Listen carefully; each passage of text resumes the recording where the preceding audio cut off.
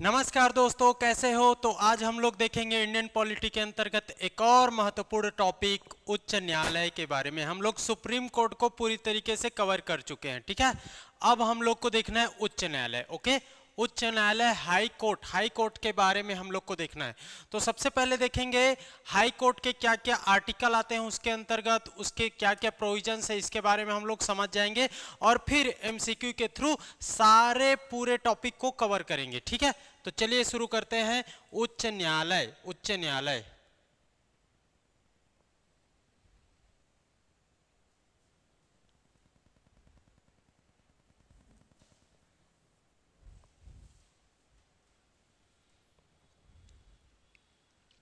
चलिए देखिए, उच्च न्यायालय से संबंधित महत्वपूर्ण आर्टिकल, ओके, क्या क्या है उसको देखिए यहां पर।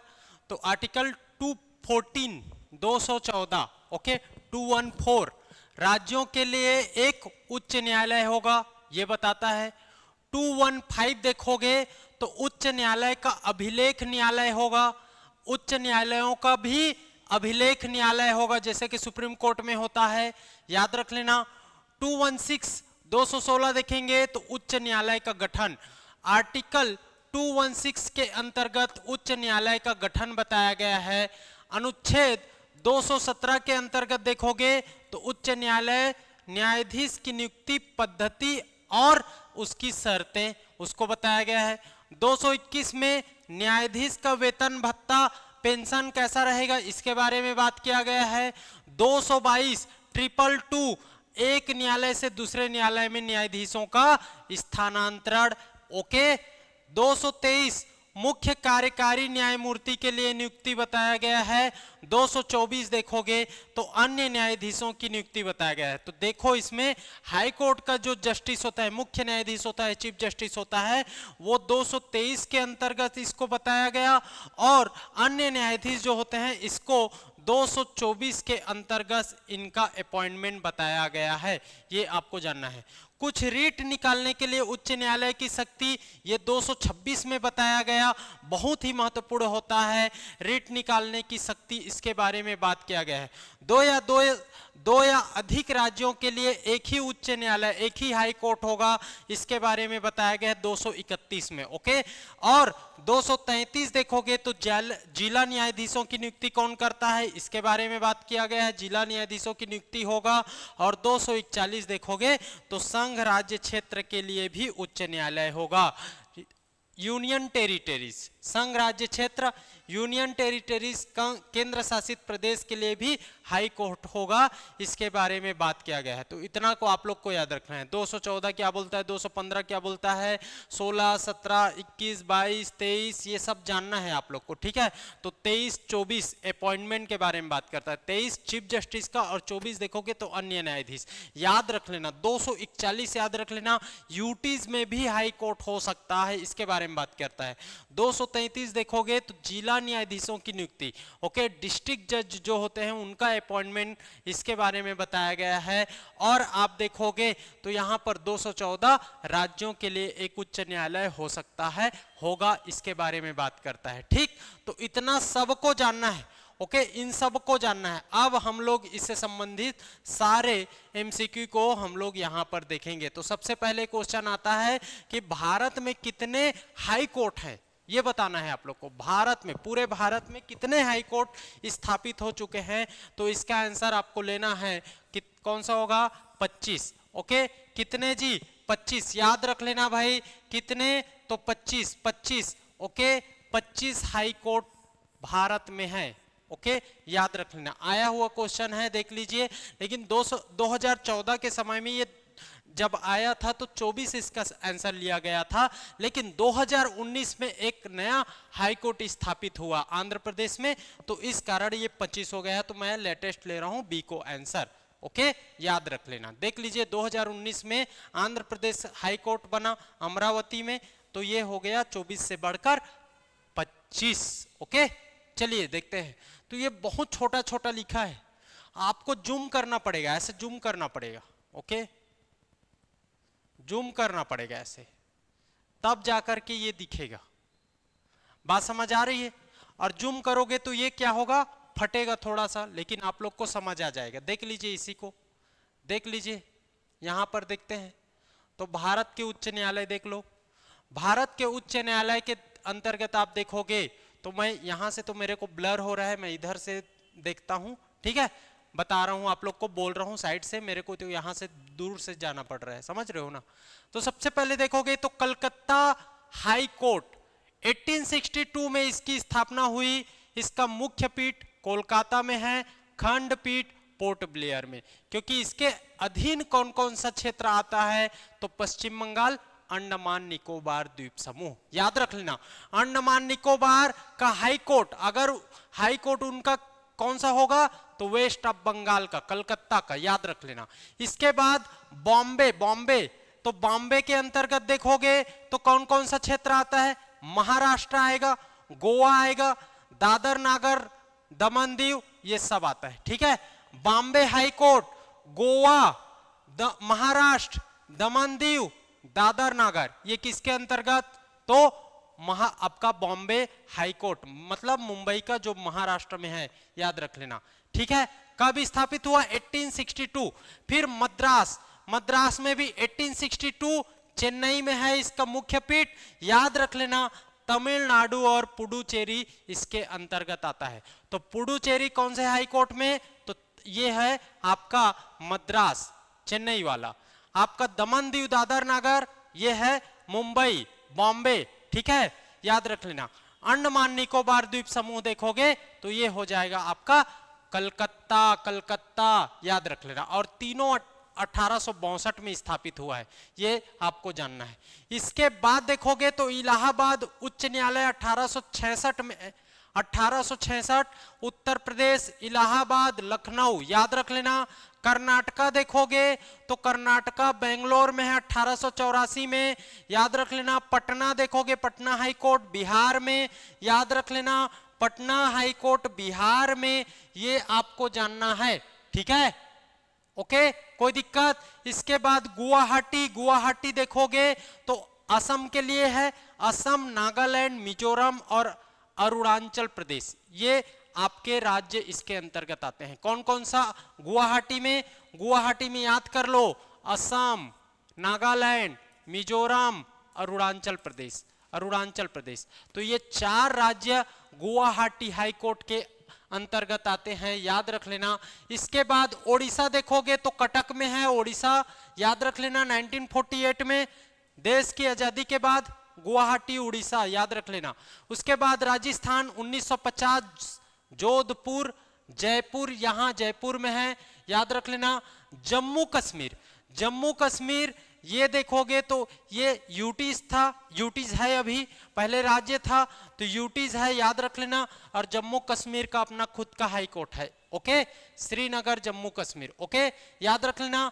मध्य प्रदेश देखोगे तो मध्य प्रदेश आपका कहां है, इंदौर, ग्वालियर, मध्य प्रदेश, जबलपुर खंडपीठ है 1956 में। 1956 में जब ये एमपी बना, ठीक है, तो उसके साथ ही यहां हाई कोर्ट भी स्थापित हो गया, याद रख लेना। केरल देखोगे तो केरल और लक्षद्वीप, तो लक्षद्वीप कौन से अंतर्गत, केरल के अंतर्गत। अंडमान निकोबार आपका किसके अंतर्गत, कोलकाता के अंतर्गत। पुडुचेरी चेन्नई के अंतर्गत, इस तरीके से जानना है। दमन दीव दादर नगर मुंबई के अंतर्गत, इस तरीके से कौन कौन से अंतर्गत में क्या। आपका मिजोरम तो गुवाहाटी, अरुणाचल प्रदेश गुवाहाटी, नागालैंड गुवाहाटी, असम गुवाहाटी, ये आपको जानना है, ओके, इस तरीके से। गुजरात का देखोगे, गुजरात का तो गुजरात अहमदाबाद में उसका खुद का है। दिल्ली उच्च न्यायालय देखोगे तो दिल्ली का भी है, यूटीज में देख लो दिल्ली है, ओके, जम्मू कश्मीर है, ओके, याद रख लेना दिल्ली, ओके। पंजाब हरियाणा, पंजाब हरियाणा, ओके, पंजाब हरियाणा चंडीगढ़ में है। हिमाचल प्रदेश शिमला, सिक्किम गंगटोक, सिक्किम गंगटोक, याद रख लेना, सिक्किम गंगटोक, कोई दिक्कत। इसके बाद देखिए, इसके बाद देखिए छत्तीसगढ़, छत्तीसगढ़ आपका बिलासपुर में, उत्तराखंड नैनीताल, झारखंड रांची, मेघालय, मेघालय का खुद का है शिलांग, मणिपुर इम्फाल, त्रिपुरा अगरतला, तेलंगाना, तेलंगाना हैदराबाद और आंध्र प्रदेश उच्च न्यायालय 2019 अमरावती में ये 25वां नंबर का। इस तरीके से आपको जानना है, ठीक है, इस तरीके से आपको जानना है। तो छत्तीसगढ़ में बिलासपुर में है, उत्तराखंड नैनीताल में है, झारखंड रांची में है, ओके, मेघालय, मणिपुर, त्रिपुरा, ओके, ये आपको जानना है। मिजोरम किसमें? गुवाहाटी आता है, अरुणाचल प्रदेश गुवाहाटी आता है, असम गुवाहाटी आता है, नागालैंड गुवाहाटी, ओके, अंडमान निकोबार कलकत्ता, लक्षद्वीप केरला, दमन दीव दादर नगर मुंबई, हरियाणा पंजाब चंडीगढ़, जम्मू कश्मीर उसमें आएगा, पुडुचेरी चेन्नई। इस तरीके से आपको जानना है, ठीक। तो ये हो गया, आपको ये पूरा एक बार सरसरी नजर से पढ़ना था, ठीक। अब आ जाते हैं हम लोग नेक्स्ट क्वेश्चन में।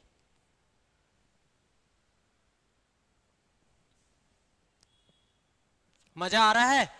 मैं देखिए मेरा पढ़ाने का तरीका ये रहता है कि मैं ये टॉपिक से, अगर मैं उच्च न्यायालय करा रहा हूं तो मैं ज्यादा से ज्यादा चीजों को यहीं पर कवर कर दूं। एमसीक्यू प्लस थ्योरी ऐसा चल रहा है। एमसीक्यू करा रहे हैं, इससे संबंधित पूरा थ्योरी करा रहे हैं, तो 12, 15, 20 जितना भी क्वेश्चन लेते हैं उसके थ्रू पूरे एमसीक्यू थ्योरी पोर्शन को कवर कर रहे हैं, हर टॉपिक का ये चल रहा है हमारा।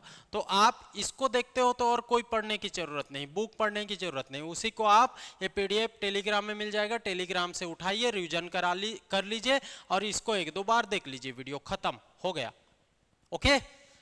अंडमान व निकोबार द्वीप समूह द्वीप पर किस उच्च न्यायालय का क्षेत्राधिकार है? अब बताइए, ये क्वेश्चन बताइए, अभी मैं बताया, ठीक है। इसको आप कमेंट करोगे, इसको आप कमेंट करोगे, मैं इसको आंसर नहीं बता रहा हूं, चलो कमेंट करोगे, एकदम इजी है, अभी बताया हूं, इस कारण उसको छोड़ा। Which of the following statements is not correct regarding high court जजेस? चलिए इसका आंसर दीजिए, इसका आंसर दीजिए। निम्न में से कौन सा कथन उच्च न्यायालय के न्यायाधीशों के संबंध में सही नहीं है? सही नहीं है पूछ रहे हैं। उच्च न्यायालय के न्यायाधीश की नियुक्ति भारत के राष्ट्रपति द्वारा की जाती है, बिल्कुल सही। वह अपने पद पर राष्ट्रपति की इच्छा पर्यंत रहता है, राष्ट्रपति की इच्छा पर्यंत नहीं रहता, यही आंसर होगा। राष्ट्रपति के इच्छा पर्यंत नहीं रहता, याद रख लेना, ओके। ये 62 ईयर्स के रहते हैं, 62 ईयर्स उच्च न्यायालय वाले, याद रख लेना। उसे किसी अन्य उच्च न्यायालय में स्थानांतरित किया जा सकता है, बिल्कुल किया जा सकता है, ये गलत है ना, और यही बनेगा, इसको किया जा सकता है। उसे प्रमाणित अभद्र व्यवहार व असमर्थता के आधार पर रिमूव भी किया जा सकता है, बिल्कुल सही। तो इसका आंसर हो जाएगा B, B is the right answer. Tenure के बारे में पूछा गया, अब टेन्योर के बारे में पूरा देख लेते हैं हम लोग, टेन्योर के बारे में पूरा देख लेते हैं। तो 62 वर्ष की आयु, ना कि प्लीजर ऑफ द प्रेसिडेंट, याद रख लेना। 62 वर्ष की आयु तक उच्च न्यायालय के न्यायाधीश अपना पद धारण करते हैं। राष्ट्रपति को त्याग पत्र भेज सकते हैं। संसद की सिफारिश से राष्ट्रपति उसे हटा सकता है। राष्ट्रपति उसको एक हाईकोर्ट से दूसरे हाईकोर्ट में स्थानांतरित कर सकता है। इसका भी आप कमेंट करके बताओगे। शुरू में बताया कौन से आर्टिकल के तहत ट्रांसफर होता है। चलिए नेक्स्ट, हाई कोर्ट जजेस आर अपॉइंटेड बाई, क्या होगा इसका आंसर जी, क्या होगा जी? चलो, हाई कोर्ट के जज नियुक्त किए जाते हैं राष्ट्रपति द्वारा, राष्ट्रपति द्वारा, याद रख लेना, राष्ट्रपति द्वारा। आर्टिकल 2171 मुख्य न्यायाधीश की नियुक्ति राष्ट्रपति राज्य के राज्यपाल सुप्रीम कोर्ट के मुख्य न्यायाधीश के परामर्श से करता है। ओके, याद रख लेना, ठीक। राष्ट्रपति की नियुक्ति न्यायाधीश की नियुक्ति राष्ट्रपति द्वारा, लेकिन वहां के राज्यपाल और वहां के सुप्रीम कोर्ट के supreme court, main supreme court के मुख्य न्यायाधीश उसके सलाह से करेगा, अकेले नहीं कर लेगा, ठीक है। तो एक तो राज्य के राज्यपाल से डिस्कस करेगा और सुप्रीम कोर्ट के जो मुख्य न्यायाधीश है उससे डिस्कस करेगा, और उन दोनों के सिफारिश के आधार पर वो न्यायाधीश नियुक्त करेगा, याद रख लेना। अन्य न्यायाधीश, ये मुख्य न्यायाधीश के बारे में बात कर रहा हूं, मुख्य न्यायाधीश की नियुक्ति ऐसे होता है। अन्य न्यायाधीश जैसे कि अब छत्तीसगढ़ हाई कोर्ट में सीजेआई के लिए क्या करेगा, तो राज्यपाल से पूछेगा और सुप्रीम कोर्ट के सीजेआई से पूछेगा। अब सीजेआई हो गया, नियुक्त हो गया सीजेआई। अब अन्य न्यायाधीश की नियुक्ति करना है, अन्य न्यायाधीश की नियुक्ति, तो इस समय क्या पूछेगा, ये सीजेआई से पूछेगा और गवर्नर से पूछेगा। ये सीजेआई कौन है, ये स्टेट का है ना, हाई कोर्ट का है, हाई कोर्ट का है, याद रख लेना, हाई कोर्ट का सीजेआई है। तो इस सीजेआई से पूछेगा और गवर्नर से पूछेगा। तो राज्यपाल और हाई कोर्ट के मुख्य न्यायाधीश से परामर्श करके अन्य जस्टिस का नियुक्ति किया जाएगा इस तरीके से। तो जब सीजेआई का किसी भी हाई कोर्ट के मुख्य न्यायाधीश की नियुक्ति करना है तो राज्यपाल और सुप्रीम कोर्ट के मुख्य न्यायाधीश से सलाह लेगा, और अन्य न्यायाधीश की नियुक्ति करना है तो जो हाई कोर्ट के मुख्य न्यायाधीश है और राज्यपाल है उन्हीं से क्या किया जाएगा, सलाह लिया जाएगा, याद रख लेना। 217 आर्टिकल नंबर 217 ये बताता है अपॉइंटमेंट के बारे में। Who appoints retired judges to the sitting of the high court? इसका आंसर बताइए, इसका आंसर क्या हो जाएगा। तो देखो, राष्ट्रपति की पूर्व सहमति से उच्च न्यायालय का मुख्य न्यायाधीश किसी सेवानिवृत्त न्यायाधीश की नियुक्ति करता है, याद रख लेना। राष्ट्रपति की पूर्व सहमति से मुख्य न्यायाधीश करेगा, उच्च न्यायालय का मुख्य न्यायाधीश। बात समझ रहे हो, एग्जाम्पल समझो। मान लीजिए छत्तीसगढ़ हाई कोर्ट में, सीजी हाई कोर्ट में कोई सीजेआई है।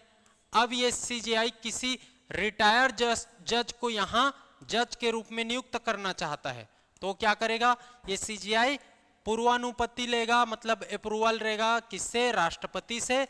राष्ट्रपति अप्रूवल देगी या देगा, उसके बाद ये सीजेआई कोई रिटायर्ड जज को भी जज के रूप में नियुक्त कर सकता है, याद रख लेना। तो सीजी व्यापम VDAG 2021 में पूछा गया क्वेश्चन, और इसको आंसर लेना है। ओके, चलिए नेक्स्ट क्वेश्चन। सेवानिवृत्त न्यायाधीशों की नियुक्ति किसी राज्य के उच्च न्यायालय का मुख्य न्यायाधीश किसी भी समय राष्ट्रपति की पूर्व सहमति से किसी व्यक्ति से जो उस उच्च न्यायालय या किसी अन्य उच्च न्यायालय के न्यायाधीश का पद धारण कर चुका है 224 का के अंतर्गत नियुक्त कर सकता है, याद रख लेना। आर्टिकल नंबर 224 का, याद रख लेना, 224 का रिटायर्ड जज को नियुक्त करना, याद रख लेना। 224 का नोट्स बना लो भाई उसका। If any questions arises regarding the age of high court जजेस हु विल डिसाइड इट, अब बताना है इसका आंसर क्या हो जाएगा जी। इसका आंसर देखोगे तो देखो, ये इसका आंसर हो जाएगा उच्च न्यायालय का मुख्य न्यायाधीश से, तो गलत हो जाएगा, ये गलत हो जाएगा। सर्वोच्च न्यायालय का मुख्य न्यायाधीश, सर्वोच्च न्यायालय का मुख्य न्यायाधीश की सलाह पर राष्ट्रपति, सर्वोच्च न्यायालय की मुख्य सलाह पर, सर्वोच्च न्यायालय के मुख्य न्यायाधीश सीजेआई के आधार पर सलाह पर राष्ट्रपति द्वारा नियुक्त होता है, याद रख लें। यदि किसी उच्च न्यायालय के न्यायाधीश के आयु के विषय में कोई प्रश्न उपस्थित प्रश्न कोई उठ रहा है तो वो क्या करेगा, राष्ट्रपति निर्णय लेगा, लेकिन किसके आधार पर, सर्वोच्च न्यायालय के न्यायाधीश की सलाह के आधार पर, याद रख लेना। चलिए 217(3) याद रख लीजिए, अपॉइंटमेंट से संबंधित है। 217(2) इसी के अकॉर्डिंग 217(3) आयु के संबंध में विवाद है तो राष्ट्रपति निर्णय लेगा, किसके सलाह पर, सीजेआई के सलाह पर, याद रख लेना। ओके, ठीक है, समझ आ रहा है ना, समझ आ रहा है कि नहीं बताइए। चलिए नेक्स्ट क्वेश्चन देख लेते हैं। थोड़ा मैं फास्ट कर रहा हूं आज, थोड़ा फास्ट कर रहा हूं। Okay, which one of the following writs is issued when proceeding are pending in the court, बताइए कौन सा परमादेश, उत्प्रेषण, प्रतिषेध, अधिकार परीक्षा, इसका आंसर कौन सा हो जाएगा जी। इसमें देखोगे तो रिट याचिका जारी करने के लिए सुप्रीम कोर्ट और हाई कोर्ट दोनों को प्रोविजन अधिकार दिया गया है ठीक है, पावर दिया गया है। इनको देखोगे तो आर्टिकल 32 के अंतर्गत और इनको 226 के अंतर्गत। ओके, याद रख लेना, ये केवल मौलिक अधिकार से संबंधित रिट याचिका जारी करता है। ये मौलिक अधिकार के अलावा अन्य संबंधित रिट याचिका जारी करेगा। ये रिट याचिका जारी करेगा, ये पूरे देश में लागू होगा, पूरे देश में लागू होगा। ये रिट याचिका जारी करेगा वो केवल राज्य क्षेत्र में लागू होगा, राज्य क्षेत्र में लागू होगा, याद रख लेना। ठीक है, तो इसी को पूछा गया है। अब पूछ रहा है एक रीट न्यायालय में कार्यवाही लंबित होने की दशा में जारी की जाती है। अगर कोई कार्यवाही किसी न्यायालय में लंबित है ऑलरेडी, तो उसके खिलाफ में कौन सी रीट जारी की जाती है? तो याद रख लेना इसके संबंध में प्रतिषेध, याद रख लेना प्रोहिबिशन, प्रोहिबिशन, प्रोहिबिशन, प्रतिषेध, ये वाला रीट याचिका जारी किया जाता है। इसको आंसर लेना है, सी इज द राइट आंसर। अब देखिए थोड़ा सा बता देता हूं मैं रीट अधिकारिता, रीट ज्यूरिसडिक्शन के बारे में। तो 226 के तहत आपका ये जो आर्टिकल 226 है, इसके तहत हाई कोर्ट देखोगे तो 5 प्रकार का रीट जारी करता है, याद रख लेना। और इसी रीट जारी करने के मामले में अगर हाई कोर्ट और सुप्रीम कोर्ट के बारे में बात किया जाए तो आर्टिकल 226, आर्टिकल 32 जिसको मैंने बता दिया। अब इसमें देखोगे तो ये राज्य सीमा के भीतर रीट जारी करता है, मूल अधिकार और अन्य प्रयोजन के प्रवर्तन पर भी रीट याचिका जारी करता है। और 226 द्वारा प्रदत्त उपचार मूल अधिकार नहीं है, आपका कॉन्स्टिट्यूशनल रेमेडी आर्टिकल 32 है, याद रख लेना, स्वयं में एक मूल अधिकार है, केवल मूल अधिकार और पूरे देश में लागू होता है, ये चीज बता दिया था। अब देखो हाई कोर्ट और सुप्रीम कोर्ट दोनों को रीट ज्यूरिसडिक्शन के आधार पर ज्यादा पावर किसको दिया गया है? तो याद रख लेना इसमें हाई कोर्ट की पावर रीट याचिका, रीट जारी करने के मामले में सुप्रीम कोर्ट से भी अधिक है, इसको याद रख लेना। अब इसमें 5 प्रकार के रीट बताए जाते हैं, जिसमें आपका को वारंटो आ जाता है, सर्सियोरेरी आ जाता है, प्रोहिबिशन आ जाता है, मैंडेमस आ जाता है, ये सब आ जाता है ना। तो उसी में एक है आपका प्रोहिबिशन, प्रतिषेध। प्रतिषेध का मतलब है मना करना, प्रोहिबिट करना, प्रोहिबिट करना। इस प्रकार के रीट हमेशा उच्च न्यायालय द्वारा अपने अधीनस्थ, मतलब कोऑर्डिनेट, आपके अधीनस्थ जो कोर्ट हैं, जैसे कि डिस्ट्रिक्ट कोर्ट है ना, आपका ये सब कोर्ट हैं, उनके खिलाफ लंबित कार्यवाही की करने की दिशा में जारी किया जाता है, याद रख लेना। जब निचला न्यायालय अपने अधिकार क्षेत्र से बाहर किसी भी मामले में सुनवाई करता है, तो प्रक्रिया के अनुसार ही सर्वोच्च न्यायालय उसे ऊपरी न्यायालय द्वारा प्रतिषेध रीट जारी कर अपने पास मंगा लेता है। कोई छोटा न्यायालय है, वो अपने अधिकार क्षेत्र से ज्यादा का सुनवाई कर दे, तो सुप्रीम कोर्ट उसको बुला लेगा, तुम मेरे पास आओ, ये मामला मेरे पास आ जाएगा। ये है आपका प्रोहिबिट करना, मना करना। ओके, याद रख लेना, ठीक है, प्रतिषेध। तो ये आपको जानना था। देखिए एक और इसी से संबंधित क्वेश्चन, एक उच्च अधिकार प्राप्त न्यायालय उत्प्रेषण रीट जारी की जाती है। सर्सियोरेरी, याद रख लेना, a writ of certiorari is issued by a court of higher authority. अब इसके बारे में बताना है आप लोग को, तो इसका आंसर हो जाएगा एक अधीनस्थ न्यायालय को वह पुनरीक्षण, रिव्यू हेतु एक मामले विशेष की कार्यवाही का अभिलेख उन्हें हस्तांतरित कर देगा। ए इज द राइट आंसर, याद रख लेना, ए इज द राइट आंसर। देख लो, उत्प्रेषण रीट, ये इसके तहत ऊपरी न्यायालय अपने निचले न्यायालय को अधिकार क्षेत्र से बाहर की सुनवाई करने से पूर्व उस वाद को उत्प्रेषण रीट के द्वारा अपने पास मंगवाता है। ये उत्प्रेषण है, ये उत्प्रेषण है, याद रख लेना, ठीक है। और जो मामला है अपने अधीनस्थ, लंबित मामला है, उसको अधीनस्थ से अपने पास वो क्या है, प्रोहिबिट करना है। तुम रखो, तुम मना, उसको क्या, तुम सुनवाई मत करो, मेरे पास लाओ उस मामले को, ऐसा वाला बात है। चलिए एक और देख लो रीट याचिका से, है ना, परमादेश, मैंडेमस, मैंडेमस, मैंडेमस इशू करने का कोर्ट का शक्ति बताना है। इसके अंतर्गत क्या आता है? तो इसमें संवैधानिक अधिकार है, सांविधिक, मौलिक, और ये उपरोक्त सभी इसका आंसर हो जाएगा, उपरोक्त सभी इसका आंसर हो जाएगा, ठीक है। तीनों अधिकार है मैंडेमस। ओके, तो ये रीट से संबंधित 3 क्वेश्चन मैं डाल दिया था। अब देख लेते हैं एक हम लोग बेहतरीन question. Given below are 2 statements दिया गया है, एसर्शन और रीजन दिया गया है, इसको बताना है। ठीक है, एसर्शन और रीजन में सही क्या है, कौन सा कथन सही है, कारण सही है, क्या व्याख्या करता है नहीं करता, इसके बारे में बताना है। तो इसका आंसर क्या हो जाएगा हम लोग को बताना है। देखिए, जिला न्यायाधीश जिले का सबसे बड़ा न्यायिक अधिकारी होता है, बिल्कुल सही है, ये एसर्शन कथन सही है। कारण क्या बता रहा है, जिला न्यायाधीश के पास न्यायिक व प्रशासनिक दोनों प्रकार की शक्तियां होती है, उनके पास जिले के अन्य सभी अधीनस्थ न्यायालयों के ऊपर पर्यवेक्षी शक्ति भी होती है। तो ये गलत हो जाएगा, पर्यवेक्षी शक्ति होती है, ये गलत हो जाएगा। तो कारण गलत है, कथन सही है। कथन सही, कारण गलत, याद रख लेना। ठीक है, ये आपका सही हो जाएगा। सीजीपीएससी प्रीलिम्स 2021 में पूछा गया क्वेश्चन। अब देख लो इससे संबंधित एक और क्वेश्चन उच्च न्यायालय से संबंधित, इसको आप लोग बताओगे। Are not included within the jurisdiction and powers of the high court, ये बताना है। मूल अधिकारिता, न्यायिक पुनर्विलोकन, अभिलेख न्यायालय की शक्ति, राष्ट्रपति के निर्वाचन संबंधी विवाद, कौन सा देखोगे तो उच्च न्यायालय के क्षेत्राधिकार या शक्ति में शामिल नहीं है, यही पूछ रहा है। तो मूल अधिकारिता हाई कोर्ट के क्षेत्राधिकार में आता है, जुडिशियल रिव्यू भी आता है, आपका रिकॉर्ड ये आता है, रिकॉर्ड कोर्ट्स ऑफ रिकॉर्ड ये भी आता है, और ये राष्ट्रपति के निर्वाचन संबंधी विवाद देखोगे तो आर्टिकल 72 के अंतर्गत ये किसको प्राप्त है, याद रख लेना। ठीक है, ये है सुप्रीम कोर्ट को। ओके, याद रख लेना, हाई कोर्ट को नहीं।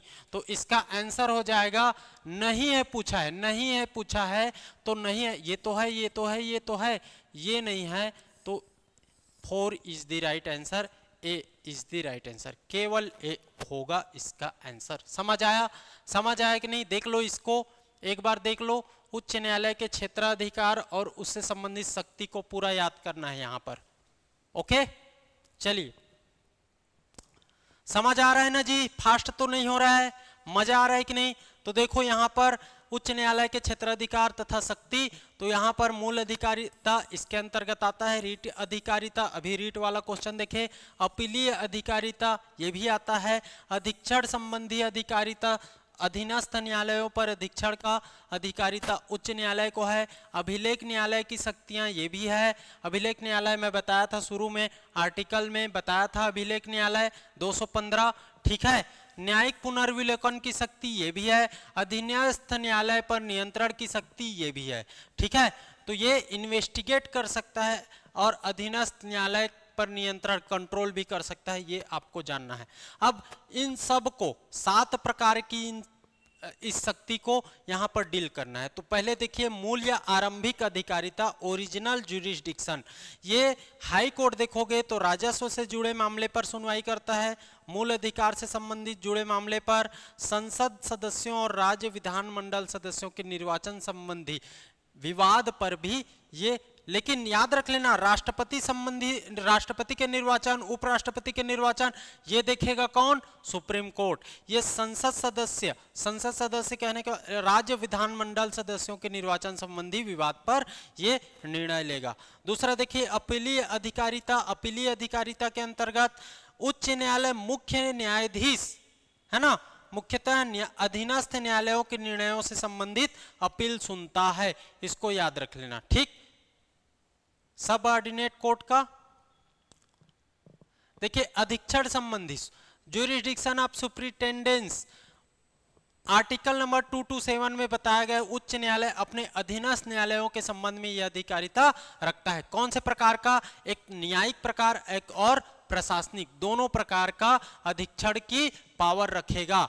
अभिलेख न्यायालय ये बताता है, 215 बता दिया हूं, आर्टिकल नंबर 215, और इसमें उच्च न्यायालय के सभी निर्णय जो वो सुनवाई किए हैं, कार्यवाही किए हैं, वो उन सब का इंटरनल मेमोरी में सुरक्षित रखा जाएगा, उसको रखा जाएगा और भविष्य में उसको उदाहरण स्वरूप प्रेजेंट भी किया जाएगा।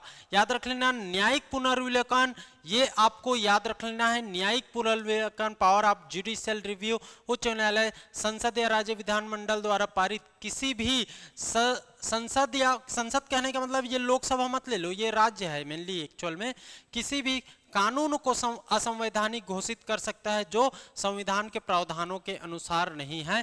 यही है जुडिशियल रिव्यू। ये सुप्रीम कोर्ट को भी पावर है और ये हाई कोर्ट को भी पावर है। अब देख लो इसी अंतर्गत कुछ फैक्ट मैं बता रहा हूं यहाँ पर। 42वां संविधान संशोधन 1976 में उच्च न्यायालय के न्यायिक समीक्षा की शक्ति को, जुडिशियल रिव्यू की पावर को कम कर दिया गया था। याद रख लेना हाई कोर्ट के जुडिशियल रिव्यू के पावर को कम कर दिया गया था और केंद्रीय कानून की संवैधानिक व्याख्या पर उच्च न्यायालय विचार नहीं कर सकती, इस तरीके से बताया गया था। लेकिन बाद में 43वां संविधान संशोधन हुआ 1977 में और इसको फिर से मूल स्थिति में बना दिया गया, मतलब जो कम किया गया था उसको फिर से पुनः पहले जैसा कर दिया गया। याद रख लेना। चलिए नेक्स्ट क्वेश्चन देख लो। कंसीडर द फॉलोइंग स्टेटमेंट्स, एक तरफ दिया गया है स्टेटमेंट्स कुछ, इसको देखना है। उच्च न्यायालय का न्यायाधीश बनने के लिए भारत का नागरिक होना चाहिए, ये योग्यता पर आधारित क्वेश्चन है।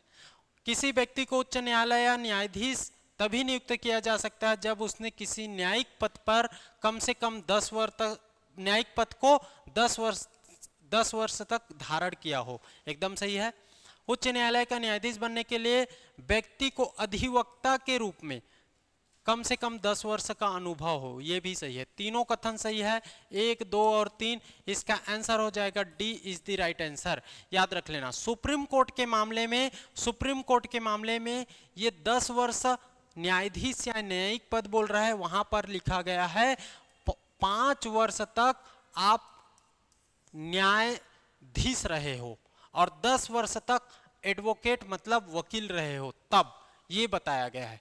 इसमें 10 वर्ष तक न्यायिक पद धारण कर चुका हो और इसमें 10 वर्ष तक का कम से कम क्या अधिवक्ता रहा हो कोई भी। तो इस तरीके से ये बताया गया है।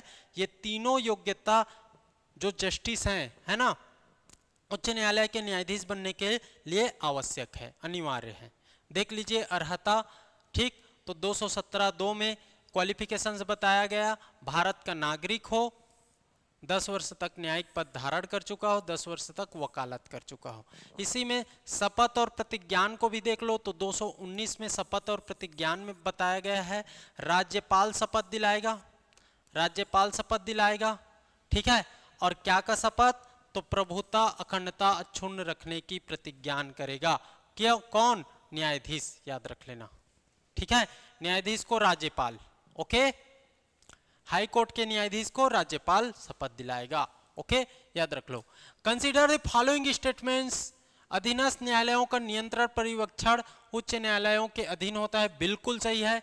अधीनस्थ न्यायालयों का आपका अधीक्षण और कंट्रोल कौन करेगा, हाई कोर्ट करेगा। जिला न्यायाधीशों की नियुक्ति राज्यपाल द्वारा, तो बिल्कुल सही है, राज्यपाल द्वारा।